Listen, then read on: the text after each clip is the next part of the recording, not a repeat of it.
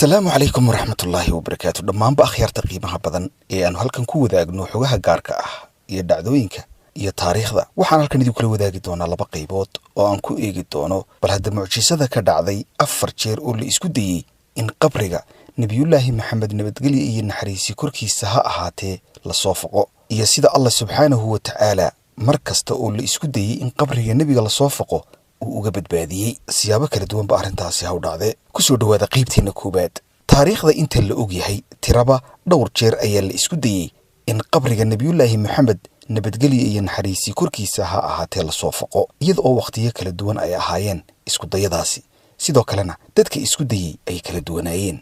waxa iyana mucjiso leh sida ilaahay subhanahu wa ta'ala uga badbaadiyay koox kasta oo isku dayday in ay qabriga nabiga farfareeyaan iyada oo taariikhda lagu hayo mucjisooyin ka dhacay xaalad kasta oo isku day ahayd oo la doonayay in lagu soo foqo hadhaaga jasadka barakaysan ee nabiyullaahi maxamed nabadgelyo iyo naxariisi korkiisa ha ahaatee oo aha khayru khalqillaah marka hore taariikhyahanadu waxay isweydiiyaan sababta keentay marka horeba in uu qabriga nabigu sallallahu alayhi wasallam uu maanta gudaha ugu jiro masjidka nabiga ee magaalada Madiina ee barakaysan magaaladii rasuulka sallallahu alayhi wasallam sidoo kale loo yaqaan Yathrib dad badan waxa ay ka warqabaan marka ay booqdaan masaajidka nabiga in ay halkaasi ku arkaan in qabriga nabigu uu gudaha ugu jiro masaajidka waqtigan sida ku taariikhda islaamka nabigu markii uu ka soo hijrooday magaalada Makka ee uu ku dhashay oo uu adkeysan waayay dhibta ay tolkii ku hayeen waxa uu soo haajiray magaaladan Madiina oo ay si weyn ugu soo dhaweeyeen qabiilooyinkii waqtigaasi deganaa xuduudoodana ay isku raaceen in ay rumeeyaan nabinimada Maxamed sallallahu alayhi wasallam diintiisana qaataan hawshii ugu horeysay ee nabigu ka qabtay magaalada Madiina waxay ahayd in uu masaajid weyn ka dhisay halkii ugu horeysay ee ay fadhiisatay hashii amranayd ee uu kaga soo haajiray Makka hadaba masjidkan waxa ku xeernaa qolal ay deganaan jireen xaasaskii nabigu sallallahu alayhi wasallam oo mid kasta uu lahaa albaab toos u gala masaajidka si guri kasta oo uu habeenka ama maalinta joogaba ay ugu suurto gasho in uu xilliyada salaada si toos ah ugu soo baxo masjidka nabi maxamed nabadgelyo naxariisi korkiisa ha ahaatee waa uu geeriyooday waxaanu ku geeriyooday qolkii ay deganayd xaaskiisii Aisha bintu Abi Bakr ilaahay ha ka raali ahaadee oo maalmihii ugu dambeeyay noloshiisa ee uu bukay uu jiifay markii ay asxaabtii rasuulku isugu timid si ay u aasaan sayidkii ummadda waxa ay ku kala aragti duwanaadeen halka ugu habboon ee ay tahay in lagu aaso nabiga fikrado badan ayaana la keenay laakiin iyada oo murankii taagan yahay ayaa waxa goobtii yimid asxaabigii weynaa ee Abu Bakr Sidiiq ilaahay ha ka raali noqdee oo asxaabtii u sheegay in uu isagu hayo xalka arrintaas waxa aanu u sheegay hadal uu ka maqlay nabiga sallallahu alayhi wasallam oo ahaa in nabi kasta marka uu geeriyoodo lagu aaso halka ay naftu kaga baxdo khilaafkii halkaas ayuu ku haray oo inta furaashkii meydka nabigu saarnaa kor loo qaaday ayaa xabaashii laga qoday halkii uu jiifay laguna aasay xikmadda ku jirta hadaba in nabiga sallallahu alayhi wasallam qolkiisii lagu dhex aaso sida uu sheegay muftigii guud ee boqortooyada Sacuudi Arabiya isla markaana ahaa gudoomiyaha hay'adda sare ee fatwada ee dalkaasi Sacuudiga sheekhi weynaa Sheekh Abdul Aziz ibn Baas ilaahay u naxariiste xikmadda ku jirta in nabiga lagu dhex aaso qolkii Aisha ee uu ku dhex xijaabtay waxay ahayd cabsi laga qabay in haddii nabiga sallallahu alayhi wasallam lagu aaso qabuuraha baqiic ee asxaabta kaleba lagu aasi jiray ay soo baxaan dad qabriga inta ay siyaartaan ku talax taga amalkaasi oo aakhirka la yimaada amal ay cibaado u arkayaan oo xadgudub ku ah cibaadada ay diinta saxda ah jidaysay waxa laga baqayaa in qabriga nabiga laga dhigo meel cibaado loo dul fadhiisto oo salaada lala doonto markaas la yiri qolkiisa ha lagu dhex aaso goorma ayuu qabriga nabigu gudaha u galay masaajidka sida ku taariikhda islaamka isla markaana uu Sheekh Abdul Aziz ibn Baas qodiisu sheegayo mar arrintan wax laga weydiiyay qabriga nabi maxamed waxa uu masaajidka nabiga gudaha u galay xilligii uu muslimiinta hogaaminayay Waliid bin Abdul Malik oo ahayd 10 sano iyo dhowr bilood oo taariikhda miilaadiga marka loo eego ku beegnayd intii u dhaxaysay 705 ilaa 515 amiirkii muuminiinta ee Waliid bin Abdul Malik oo xilligiisii wax qabad badan lagu yaqaano diintuna aad ugu faaftay dunida oo dhan waxa ay amiirnimadiisu ku soo beegantay xilli geeridii nabi maxamed sallallahu alayhi wasallam uu ka soo wareegay waqti ka yar 70 sano xilligii uu amiirka ahaa ayaanu doonay in markii ugu horeysay uu aad u ballaadhiyo masjidka nabiga ee Madiina qorshahaas ballaadhinta oo gaadhay in qolalkii xaasaska nabigu deganaayeen oo sida aynu kor ku soo xusnay mid ka mid ah yahay qolkii Aisha ee nebigu sallallahu calayhi wasallam ku dhex aasnaa. sheekh ibnu baas waxa uu sheegay in culimmadii xilligaas jirtay ay amiirkan mu'miniinta kula taliyeen in aanu qolalkaas masaajidka gudaha u soo gelin, laakiin isaga oo niyad samaa waxa uu u arkay in aanay taasi dhib keenin, waayo nebigu waxa uu ku sugnaa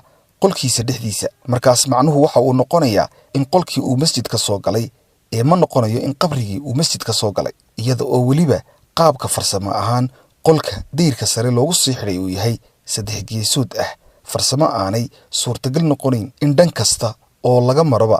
uu ku beegmo qiblada. xukunka haddaba ah in qabriga masjid laga dhigto, shareecada islaamku waxay xaaraan ka dhigtay in qabriga laga dhigto goob cibaado iyo masjid salaada lagu tukado, waxaanay jeexday jid lagula macaamilayo oo ah in laga dhigto meel loo tago ku soo cibro qaadasho iyo geeri in loogu diyaargaroobo. qaabka loo booqanayana uu noqdo in qof kasta isaga oo naftiisa la gaar ah oo aan dan ka lahayn jamaacadda kale ee la socota uu qabriga ku cibro qaato, iyo in laga ilaaliyo in maalin cayiman iyo taariikh la yaqaano la siyaarto, iyo sidoo kale qalliin xoolaad iyo casuumad lala doonto. xadiis laga soo wariyey sallallahu calayhi wasallam nebiga oo marka af Soomaali loo bedelo macnihiisu noqonayo ayaa uu ku yidhi: alle ha nacdalo yuhuud iyo kristaan, xabaalihii nebiyadooda ayaa ay masaajida ka dhigteen. ugu dambayntii haddaba culimmada muslimku waxay inoo sheegayaan in aanay bannaanayn in lagu tukado masjidka qabrigu ku dhex yaallo ama qibladiisu qabri tahay, iyada oo uu ka reeban yahay masjidka nebiga oo isaga qisadiisa aynu soo sheegnay. intaas marka aynu ka soo gudubno, bal hadda waxaynu eegi doonnaa haddaba dhowr qiso oo tilmaamaya dhacdooyin kala duwan oo ujeeddada ay ka midaysan yihiin ahayd in la isku dayey in nebiga sallallahu calayhi wasallam qabrigiisa la soo faqo, inkasta oo sababta loo doonayey iyo cidda doonaysayba ay kala duwanaayeen iyo qaabka uu qabrigu uga badbaaday arrimahaasi iskudaygaasi soo faqitaanka ah. iskudaygii koowaad haddii aynu tilmaanno waa dhagartii koowaad ee loo maleegay in qabriga nebiga lagu soo faqo oo lagu soo saaro hadhaaga jasadkiisa daahirka ah. wakhti ku siman sanadkii miilaadiga ahaa ee 912 waxaa dunida muslimka gaar ahaan waqooyiga Afrika iyo qaybo ka mid ah bariga dhexe ka dhashay dowladdii lagu magacaabi jiray Faatimiyiinta. khilaafada Faatimiyiintu oo taariikhaha qaar nasabka dadka haystay ugu abtiriyaan Ali bin Abi Talib iyo Fatima bint Rasuul sallallahu calayhi wasallam, waxay ahayd khilaafada kaliya ee madhabta Shiicada qaadatay ee dunida muslimka soo martay. bilowgii haddaba khilaafadani waxay xarunteedu ahayd magaalada Mahdiya ee dalka Tunisiya, laakiin sanadkii 969 ee tirsiga miilaadiga oo ay Faatimiyiintu ku guuleysteen in ay xoreystaan dhulka Masar ayaa ay dhiseen magaalada Qaahira, taas oo ay xarun uga dhigeen dowladoodii. Al-Casiis billah Nasaar Mucid bin Ismaaciil oo ahaa khaliifkii shanaad ee khilaafada Faatimiyiinta xilkana hayay 41 sano oo u dhaxaysay 955 ilaa 996 ayaa ahaa mas'uulkii abid ugu horreeyay ee muslim ah ee inta la og yahay ku fikiray in uu dib u soo faqo qabriga nebi maxamed sallallahu calayhi wasallam oo weliba ka soo saaro meydkiisa. Nasaar bin Mucid waxaa lagu tilmaamaa in uu ahaa nin fasahaad badan, dumarka iyo balwadahana aad ugu dheereeya, ficilo badan oo aan sharciga